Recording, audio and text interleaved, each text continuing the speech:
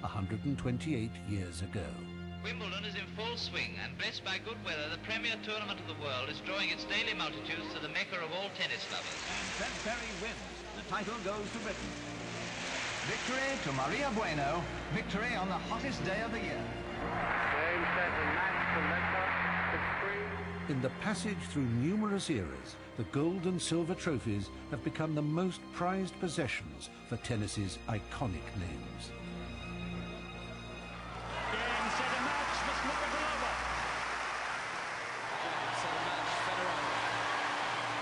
So who would be the champions to have their names engraved indelibly into history in 2015?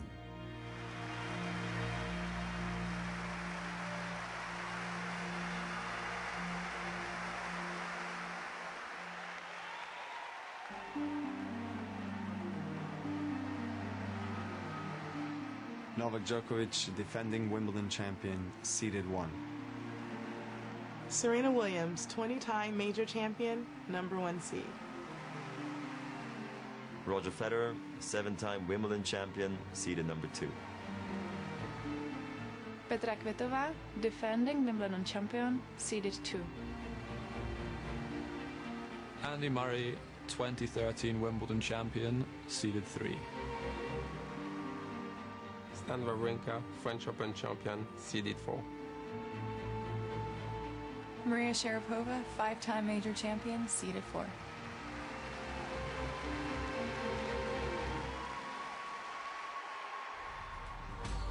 With an extra week added to the grass court season between the French Open and Wimbledon, the leading players had never been better rested or prepared.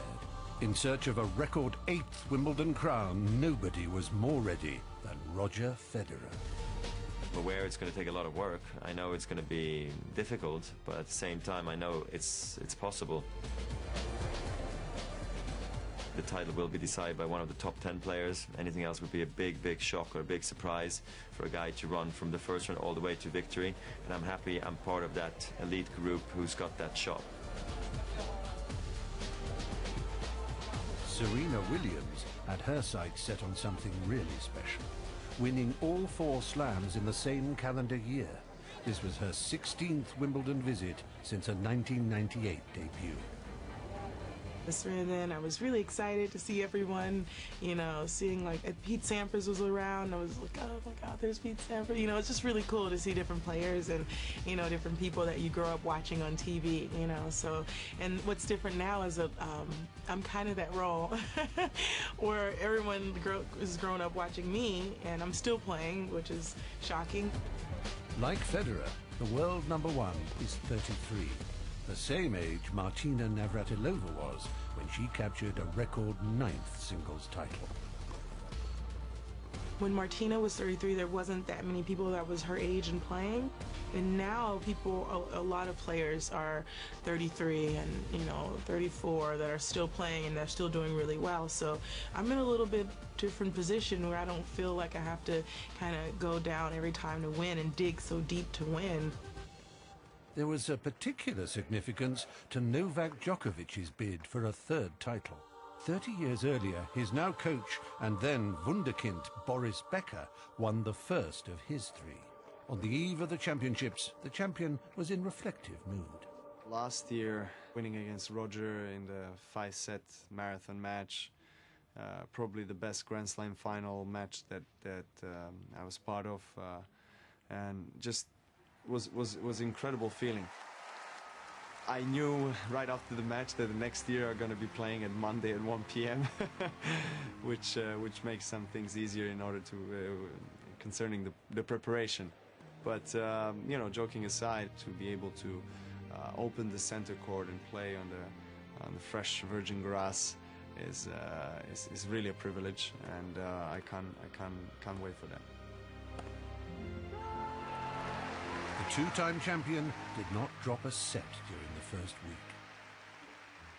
Petra Kvitova began her quest for a 3rd title at SW19.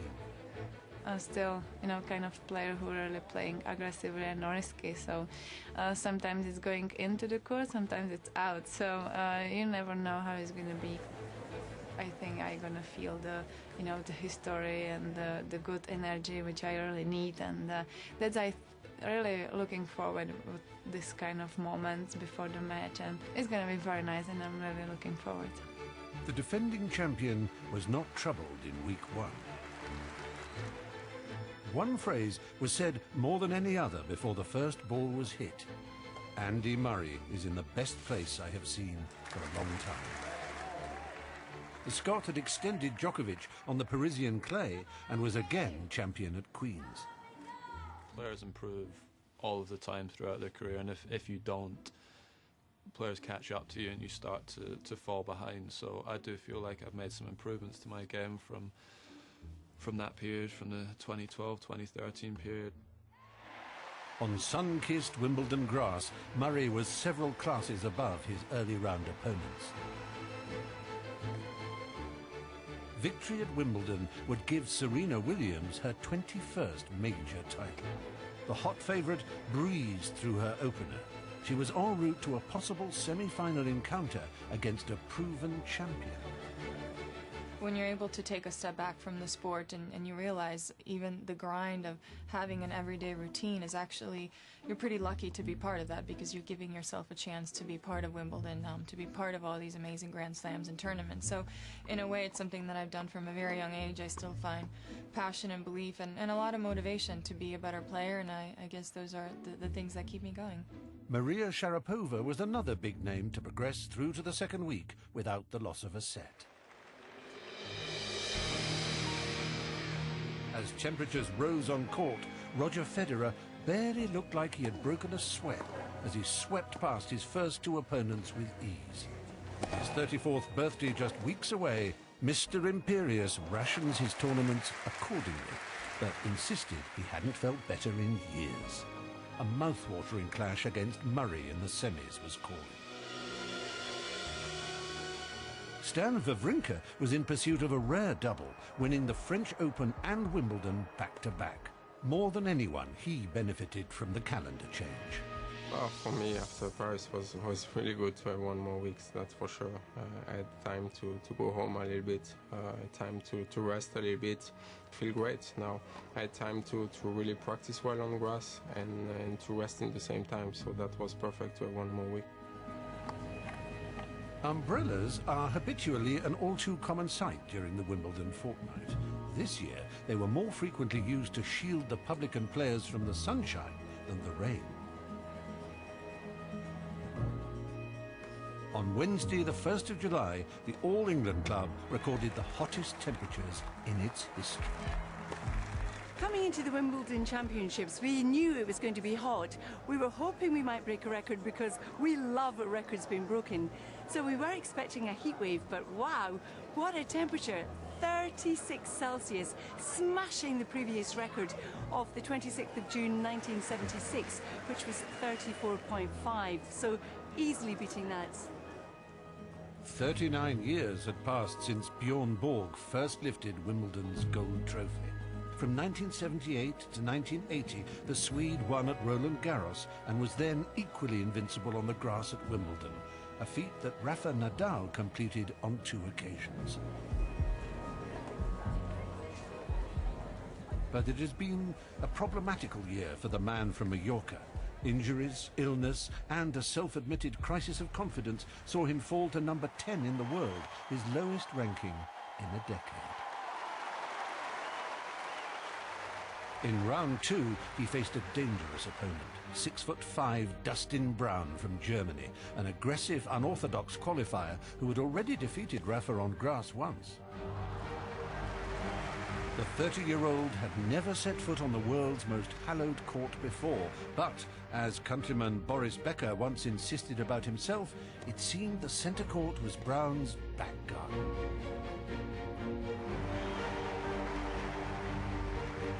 Rafa needed to tread carefully.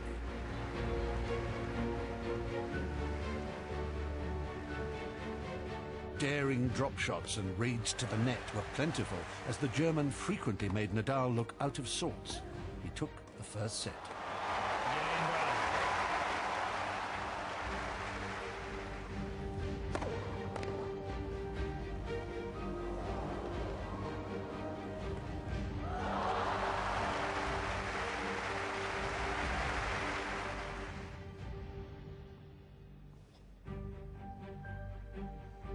Nadal ventured forward, like his tenacious opponent, and claimed the second. But Brown continued to bewilder the 14-time Grand Slam champion with his wild but often brilliant game.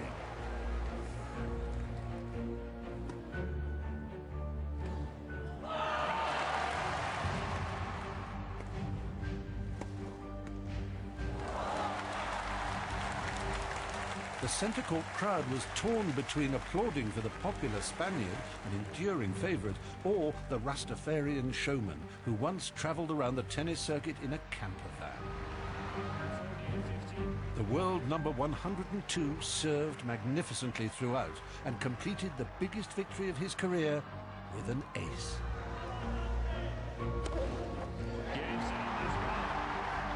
His tactics were brilliantly devised and perfectly executed.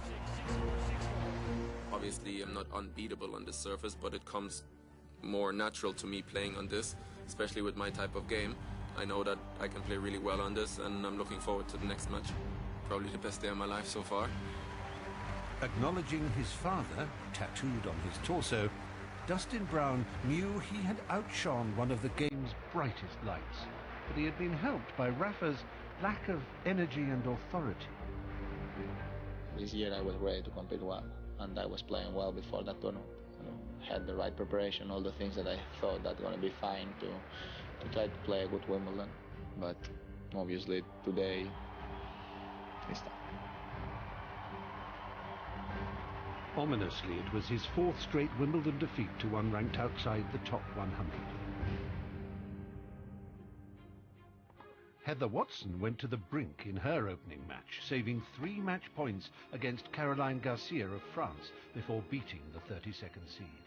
Posters of the British #1's opponent in round 3 had once adorned the 23-year-old's bedroom wall back in Guernsey.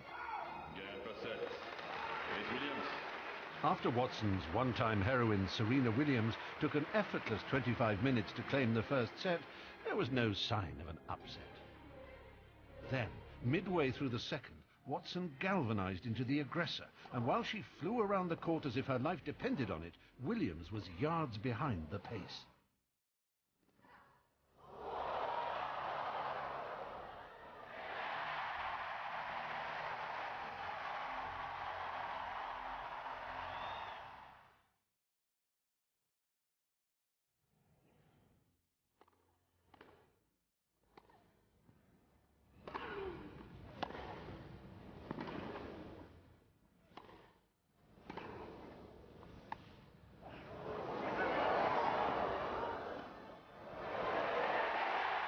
Humiliation can be painful.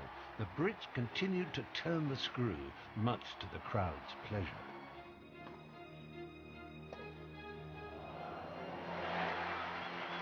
That was probably the most enjoyable atmosphere I've ever played in my life. The crowd was so loud, the loudest crowd I've ever played in front of. I get goosebumps just thinking about it. Being on the court after winning the second set, the roar.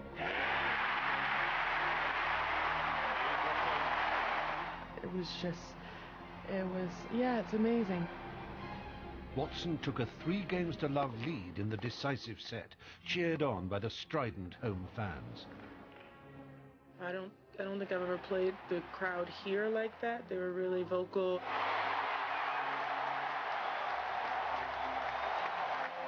They were rooting for, their champion to do well, and, you can't blame them because, like I said, if I were here, I probably would be rooting for Heather too, because being a local, you want to see your girl do really, really well. The Britons served for the match, but worrying a legend is one thing, beating her is another, and Williams, like a cornered tigress, clawed her way to survival. I don't feel there was much I did wrong. She was just too good on those important points. Her experience showed, and now I have to put it into perspective and just be positive about how I played. Yet again, Serena managed to prevail, but Heather Watson had fought an epic battle. Rarely had a centre court crowd's ovation for a loser been more richly deserved. The formidable American had kept her hopes alive of winning the Grand Slam.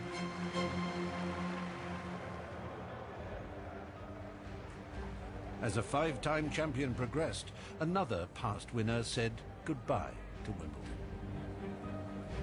At his 17th and final appearance at the All England club, 34-year-old Leighton Hewitt remembered his 2002 victory. I guess more it was a dream, just to compete at Wimbledon and play in Wimbledon. And for me, it was always seen as the biggest tournament in the world. And I just dreamt of hopefully being able to play on centre court one day. In the first round on court 2, Hewitt was paired against another soon-to-retire veteran, Finland's Jarkko Nieminen. The Australian would bow out fighting in the only way he knows.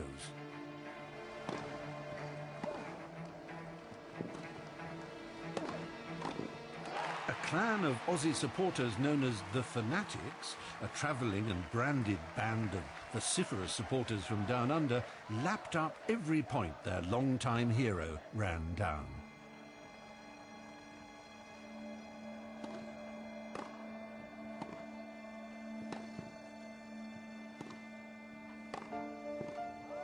There were flickers of the rusty of old throughout the 4-hour five-setter, but eventually it was time for him to say a fond farewell. Holding up that great gold trophy with the pineapple on top, it's just so unique, and it's something, getting the replica trophy back in your house, and it's nice always to walk past. There were other Antipodeans to cheer for. On court 17, an all-Australian second-round showdown was taking place between best friends and Wimbledon housemates Sam Groth and James Duckworth. Both men also share a coach, Ben Mathias. Groth was playing in his maiden Wimbledon main draw. Duckworth had reached round 2 at SW19 for the first time. Groth was the victor. The reward for his efforts, a centre-court encounter with Roger Federer. I think this is what you dream of as a kid. For me, I dreamt of playing at Wimbledon. I dreamt of getting the chance to play, on a big court here, and I get to probably play the greatest player of all time on one of those courts. And I think it helps having the experience, having played him in New York on that big court. And I'll try to take some of the experiences I had there, and hopefully I'll walk out there. We'll have a game plan, and I'll sort of know what I'm planning to do out there, and then it's up to me to execute that. This is what every coach dreams of, to be coaching at Wimbledon at the players' box. I'll probably be feeling the same thing he will out there. I'll be nervous. I'll be trying to calm him down, but there's no one to calm me down. So, no, I'm excited. I'm ready to go. Groth boasts the fastest recorded serve in history, 163 miles per hour. How many would the world number 69 hit to hinder Federer's progress?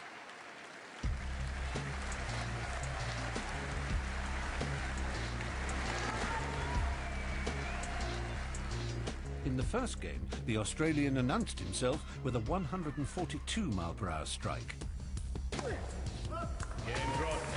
Then he hit the second fastest delivery in Wimbledon history, just 1 mile per hour shy of Taylor Dent's all-time record. But once Federer came to terms with the power of the Australian serve, the task of shaping a win became easier.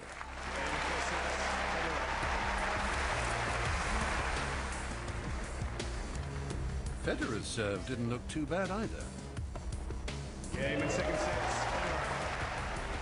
Groth lifted his game and stole the third set tiebreak. At times, his touch and dexterity were of a standard way above his ranking. The drama didn't last. Federer regrouped, secured an early break, and Groth was never able to get back on serve. Game, Federer.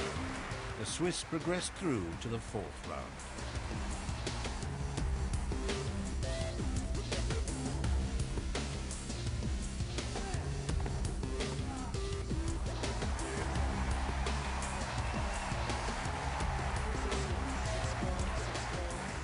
The powerful Australian's Wimbledon journey was over. The way ahead for the almost faultless Federer was still fraught with danger, with potential matchups against Murray and Djokovic in line, as he looked to win his first major title for 3 years. Federer has only won one Grand Slam title since the Australian Open of 2010. That significantly, perhaps, was on the grass here at Wimbledon 3 years ago. He's played some fabulous tennis in the first week, which has often been the case with Federer. And I think all of us are now waiting to see whether, when the matches get tougher, the possibility that he might have to play both Andy Murray and Novak Djokovic to win the title, is he able to win those matches still at the age of very nearly 34? Like the 7-time champion, Serena Williams had also focused her sights on Wimbledon to show age is an irrelevance compared to sheer quality and true tennis greatness. I think that actions speak louder than words. Serena has downplayed the pursuit of the calendar year Grand Slam or even the quote-unquote Serena Slam in 2015. But her actions have been, at Wimbledon, the withdrawal from the doubles with Venus. And I think the fact that she withdrew documents how much she is emphasizing the pursuit of the Grand Slam. But the world number one could not totally avoid her elder sibling. In the 4th round of the singles, Serena's opponent was 5 times Wimbledon champion Venus Ebony Star Williams. You consider to be your sister's legacy. We asked her earlier what she considers to be your legacy. I don't think her legacy is over yet, so it's too early to comment. Clearly, she's done more than most people have done with several lifetimes in life and in tennis, so the good part is still good times to come. I expect more people to be rooting for Venus. I would be rooting for Venus. So. Serena said that she thought the crowd would be cheering for you in the match, and she said that she knew she would be cheering for you if she were in the crowd. That's interesting, because I'd probably be cheering for her.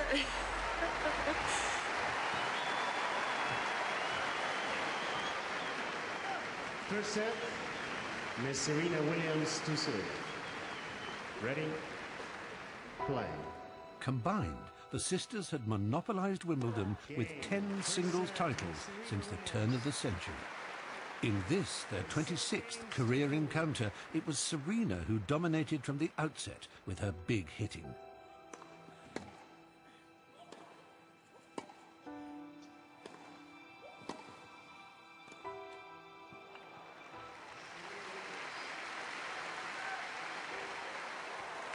Tennis legends both may be, but as they embraced at the net, they were simply two close sisters.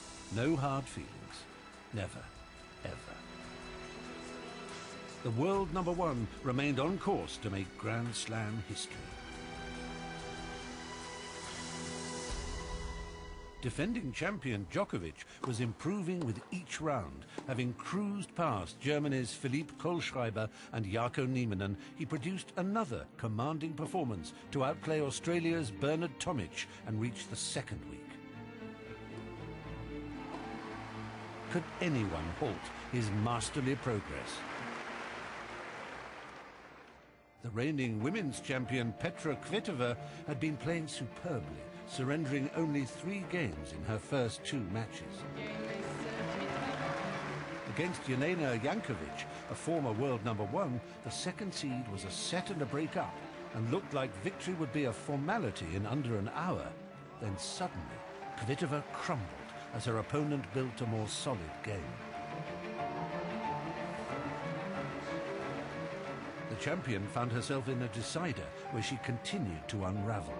As Kvitova lost her grip on her beloved trophy, an almost astonished Jankovic celebrated.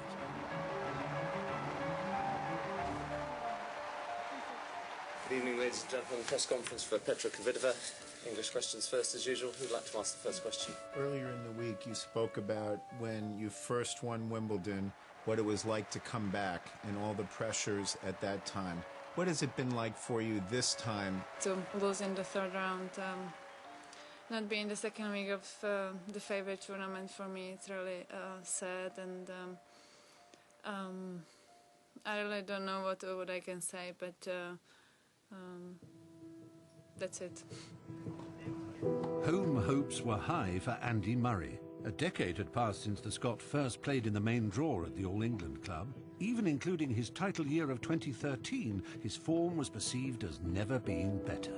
You know, when you reflect on 10 years of Andy Murray at Wimbledon, he has evolved massively physically and mentally.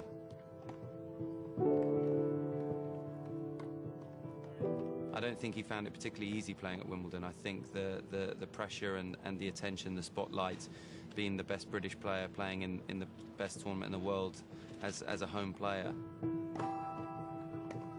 it wasn't particularly easy. But now, certainly having won the tournament in 2013 and becoming more experienced with everything that goes with it, I see him as, you know, the complete player. I think that when he worked with Ivan, and Ivan helped him to win the Olympic gold and his 2 Grand Slams, the focus was very much on trying to encourage him to be more aggressive, more often, at the right times, but more often. I think that since he started working with Amelie, because she played and feels the game in the same way that Andy does, with the slices and the drop shots and the lobs and the changing the pace, changing the depth of the ball, and reading the game really well. I think she's brought those subtle skills back into his game, which is how I taught him to play all those years ago, and it's how I like to see tennis played. It was no laughing matter for the champion in round 4. The big-hitting Kevin Anderson had taken a 2-sets-to-love lead on court 1. It was time for the world number 1 to prove just why, right now, he is undeniably the best male player on the planet. Djokovic outplayed the Florida-based South African in the 3rd set.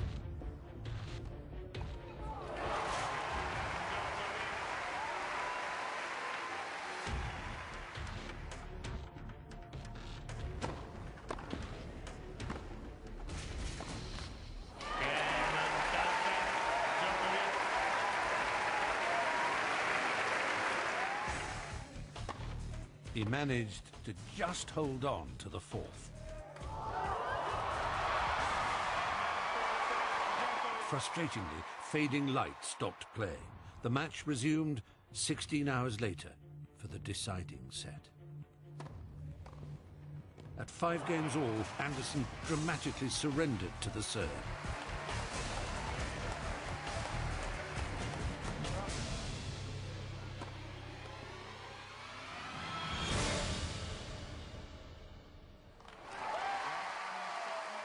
As the reigning champion exhaled a huge sigh of relief, the women's quarter-finalists took centre stage.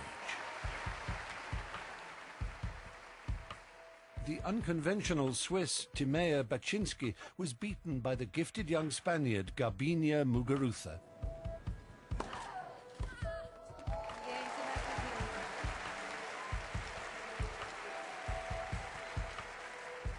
Young American Madison Keys is another emergent player with potentially a big future, but this year's hopes were thwarted by Aga Radwanska. Coco van der Weyer from the United States pushed Maria Sharapova to a 3rd set before falling to the 4th seed.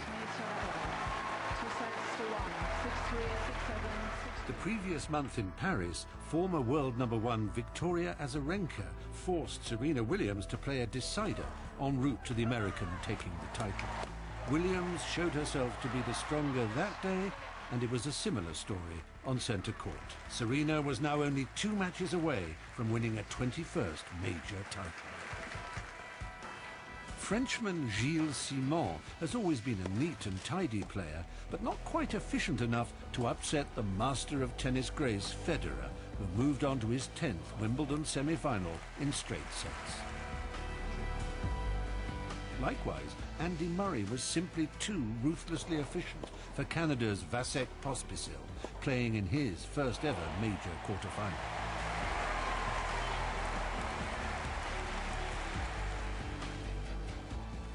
After being extended in the previous round, Novak Djokovic decided haste was the order of the day against US Open champion Marin Cilic. So it was left to Wawrinka and Frenchman Richard Gasquet, two of the most aesthetic performers in the current men's game to provide the most evenly matched quarter-final. Both men are supreme exponents of the classic one-handed backhand, as the #1 court crowd came to admire.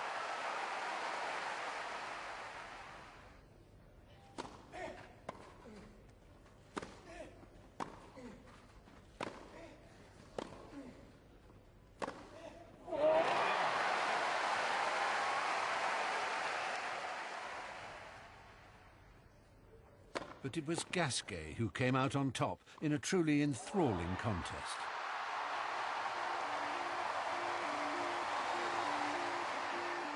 The most captivating women's tennis of the fortnight had been when Serena Williams gave Heather Watson and Victoria Azarenka definite opportunities to claim victory. In her semi-final against Maria Sharapova, there were no such chances.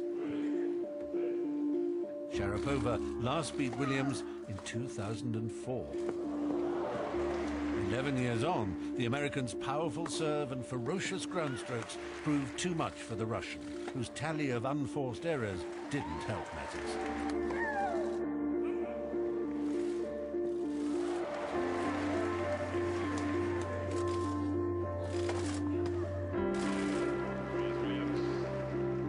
Williams scored a 17th successive victory over the 4th seed to move within one win of a second Serena Slam. In the other semi, 13th seed Radwanska faced the 20th seed Muguruza. The match was a thriller. It seesawed back and forth from the clutches of the Spaniard in the first set to the hands of the Pole, who stole the second to restore parity.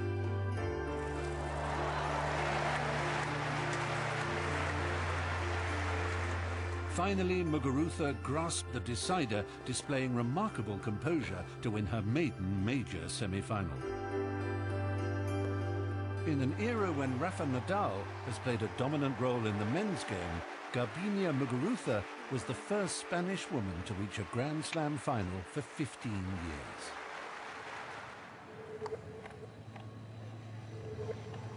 I am the worst when you see Federer, Djokovic, Murray and me, admitted the 21st seed Richard Gasquet ahead of his third major semi-final. Yet the Frenchman had outlasted the new king of clay, Wawrinka, in the quarters. His opponent, the French Open runner-up, was playing in his 6th consecutive Wimbledon semi, and he acknowledged Gasquet's grass-court abilities.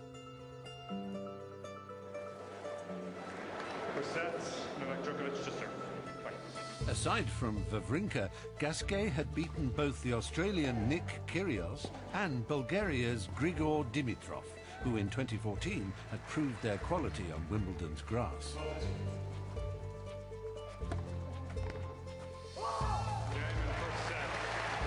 However, Djokovic was once more in control of all aspects of his game, playing with poise and precision.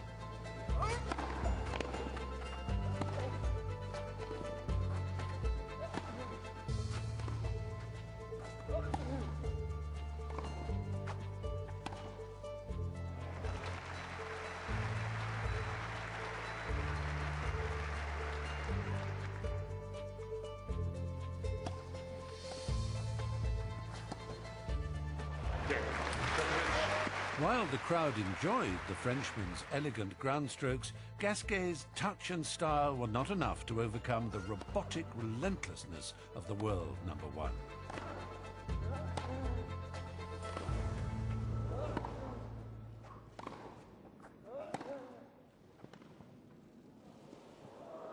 Hitting angles like that, few players from the past as well as the present could live with the 28-year-old master.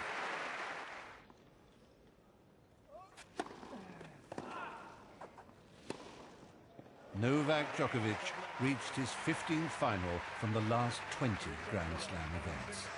The Serb's record in major tournaments is something very special.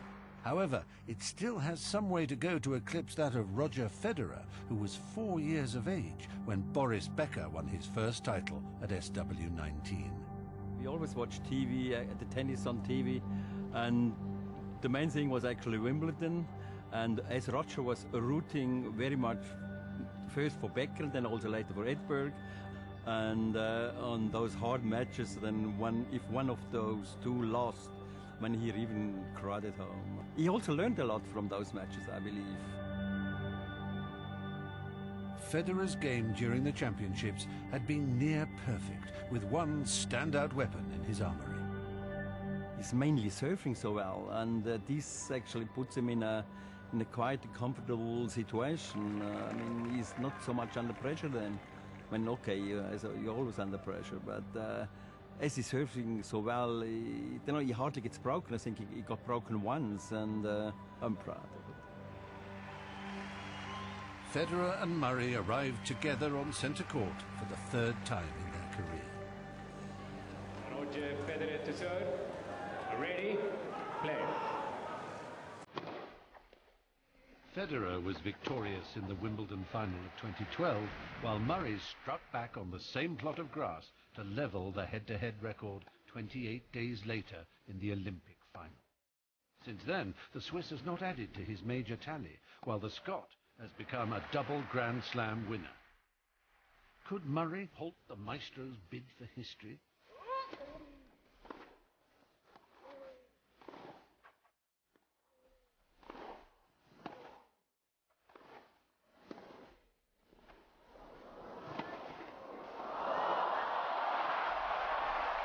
Murray was not playing badly.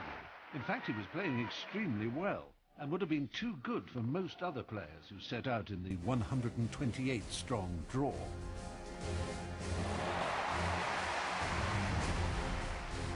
However, his opponent had an answer for everything that Murray.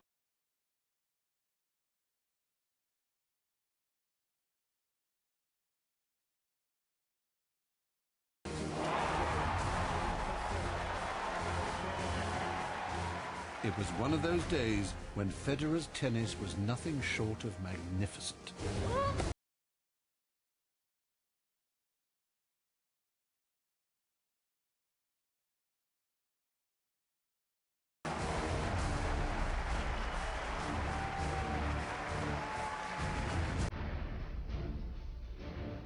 He outserved the Scot.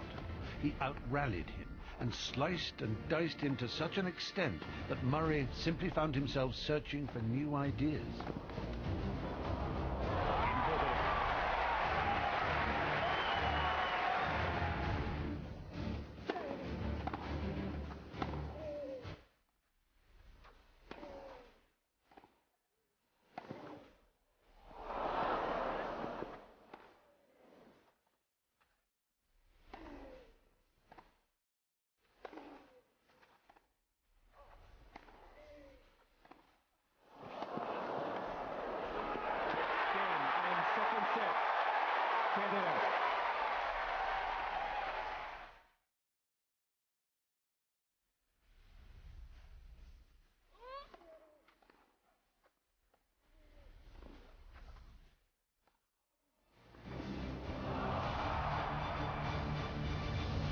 In the end, the Scot had to accept that there are occasions when the tennis gods bestow superhuman powers, and Federer, on this particular afternoon, was the chosen one.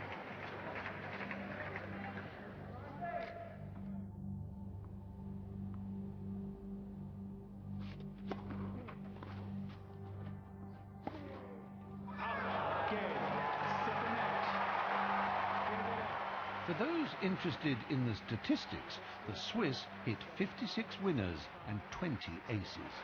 It was a vintage performance from Federer, who was now only one victory away from an 8th Wimbledon title, an 18th Grand Slam crown.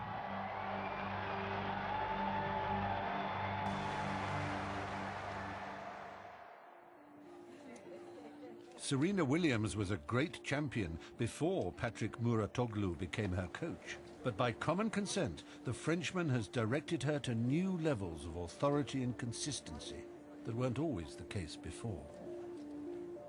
Her will, her dedication, her fighting spirit, the way she refuses to lose is something that I've never seen. She's never satisfied about anything, whether it's during practices or during matches. Even when she wins, to be part of writing the history of tennis, even if it's a small part, whatever it is. It's emotionally it's incredible. So whatever is going to happen in the future is already more than enough. Who at the start of the fortnight would have envisaged that Serena's last opponent at the 2015 championships would have been the endearing Spaniard Garbiñe Muguruza? I think it's amazing. Amazing is the word. You know, it has been amazing days, incredible matches, you know, a lot of emotion. So, one more day. Getting to the final is a great goal for me because I hadn't made it to the quarterfinals in the past couple of years, so that was just a big goal. You have to believe that you can do it. You have to lose the fear. You know, you have to be confident. You also have your options to win the match. You're in the final. You deserve also to be here. So, you know, you just have to fight for it and believe that you can do it. It's the epitome of what a tennis player works for, the finals of Wimbledon, you know, and it doesn't get better than that. So whether I would win or lose, it's just all my life I've dreamt of this moment, and to have it happen again is very special.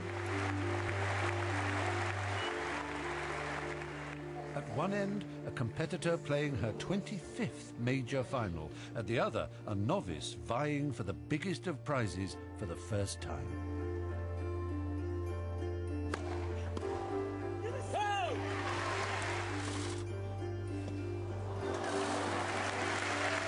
Try determinedly as Muguruza did, experience provides a potent advantage in such situations.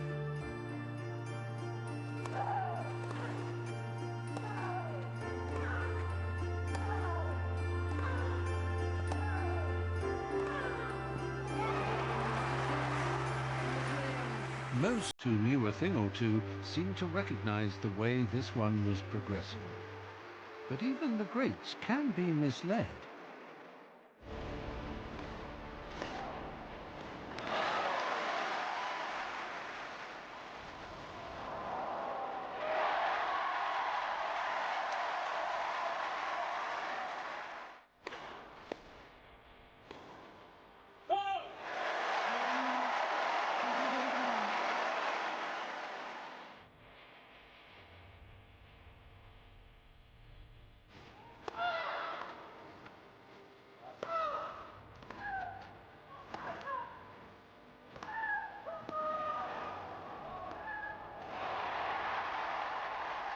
Muguruza showed indisputably there is enough to her game to suggest one day soon she will be lifting a glittering prize.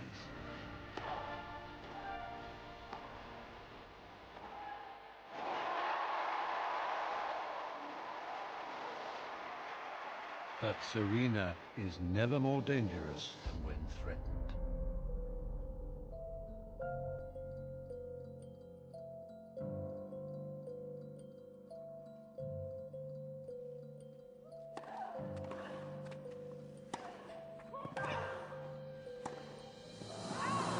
She had set her heart on that 21st major title, and what she wants, she usually gets. Going into this year, 2015, my goal was to win Wimbledon. You know, it's been a little bit, and I really wanted to do well here. Having an opportunity to hold up that trophy after a few years always feels so good, and it feels like the first time every time. The last 12 months have been just unbelievable. I definitely don't think I could have written a better story. But yeah, I just feel like it all started at the Open. It all started with me just taking a huge breath and just relaxing and just saying, Serena, relax, enjoy this, and have fun.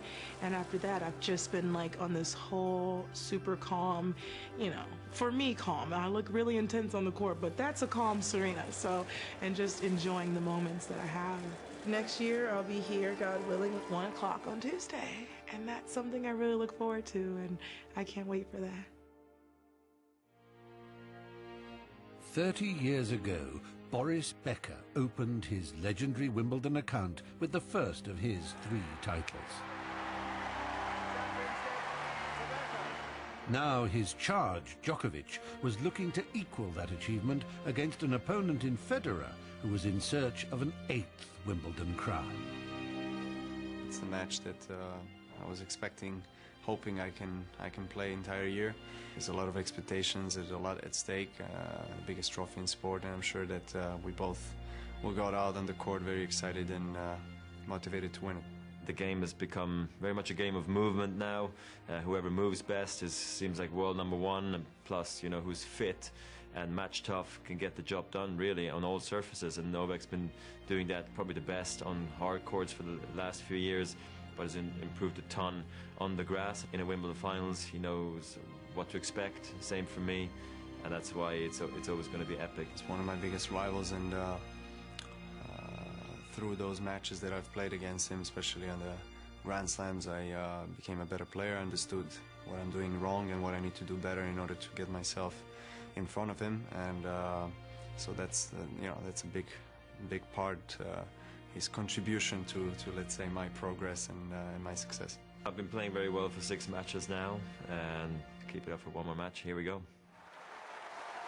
The 129th men's singles final, a showdown between the world's 2 finest players, the defending champion versus a 7-time winner. A 40th career encounter, with Roger Federer leading Novak Djokovic 20 wins to 19.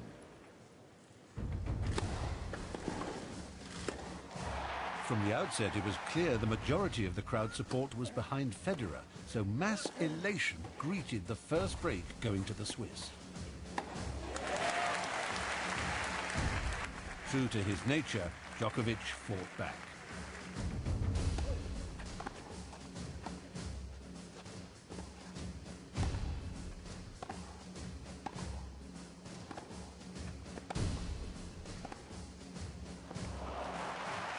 He served to stay in the set, saved a set point, and forced a tiebreak.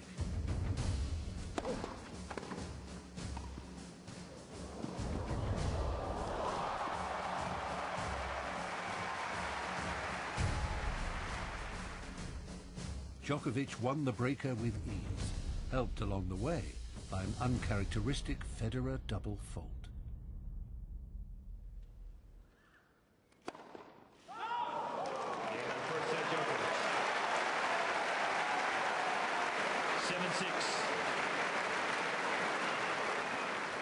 In the second, the quality of play was nothing short of immaculate as another tiebreak ensued.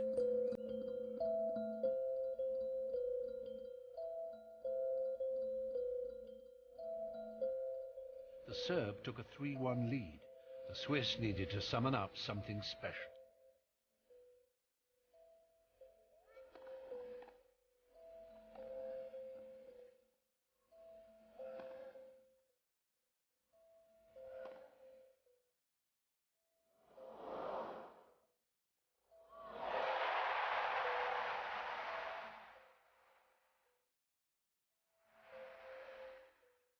Djokovic led 4-2 as the players changed ends.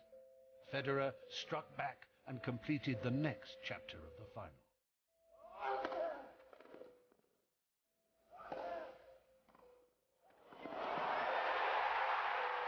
The reigning champion handed Federer his first set point. Sensing an unlikely sliver of charity, the Swiss came to the net and struck a decisive backhand volley.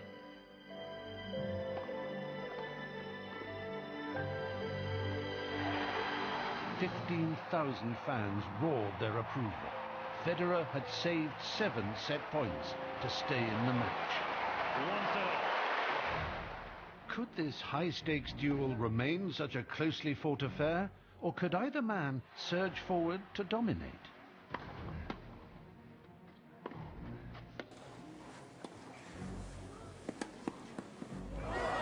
The answer, Djokovic cranked his game into another gear.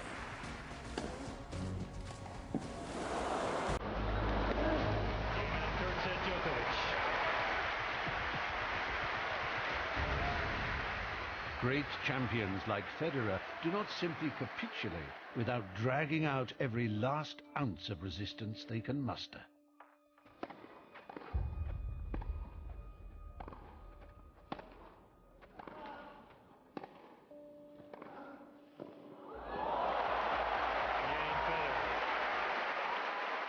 But there are some very good reasons why Djokovic has become almost unassailable after a year on top of the world rankings.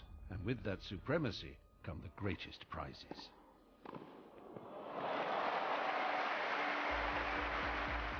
As the reigning champion took a 5-3 lead, Federer's dream of a record 8th title slipped away.